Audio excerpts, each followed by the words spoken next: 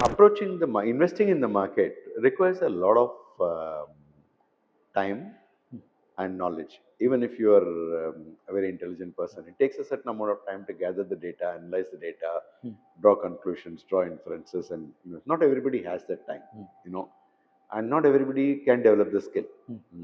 So I would say for a very large number of people who want to invest in equity markets, doing it themselves is probably not a good idea. You know, the fact is that most people who approach the markets on their own do not make even the return that the market makes. Although many of them start off with the objective of beating the market, far from beating the market, they actually underperform the market over periods of time because of a lot of heuristic biases which we come with, which are counter trend to what a good investor would do. So, the more popular form of investing for most investors is through a fund, ideally through an index fund or something like that. And it makes sense because if you're a, let us say, well-paid professional, you know, if you're a surgeon, you know, or if you're an entrepreneur who's running his own business, um, or you're a, you know, top executive in a company, or your prospects of becoming a top executive in a company because of your, you're earning a lot of money, you know, doing that. Why would you take time out from that to go and participate in the market? You know, because the fact is that if you invest directly, you're likely to, you expect to make better return than you know, the funds or somebody else managing the money, but you're not sure to do that. You know, and even if you do, it's not going to be significantly more than what the fund manager can do.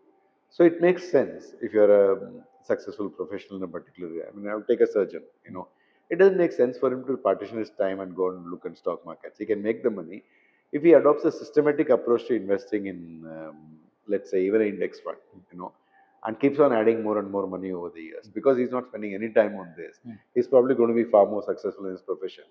Over a 20, 30-year period of time, the effect of increasing income and compounding of his money can make him a very, very rich man. You know, that's so it depends on who you are. If you have inherited money and you really have nothing else to do, then you could give it a shot at investing in the market directly yourself.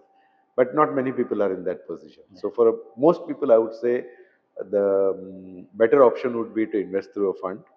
The question when you invest through a fund is whether you should invest in an index fund or should invest in an active fund, so a passive fund or an active fund.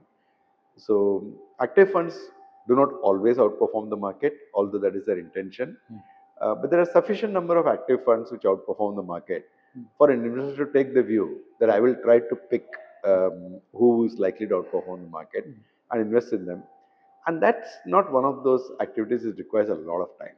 You know, you can do that better than picking stocks yourself. You know, so I would say for a lot of investors who don't want to invest directly, who want to invest through a fund, at least for some of them, it might actually make sense to invest a certain amount of time in figuring out who are the better fund managers and invest in mutual funds through them.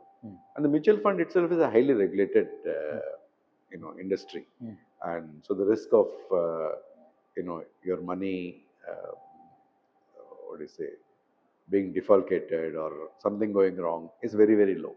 You know, it's practically, I would say, it's non-existent because it's a very highly regulated industry like banks. You know, so I would say, of course, the risk of loss is there in a mutual fund, unlike a bank where if you put money in a fixed deposit, you're not going to lose money.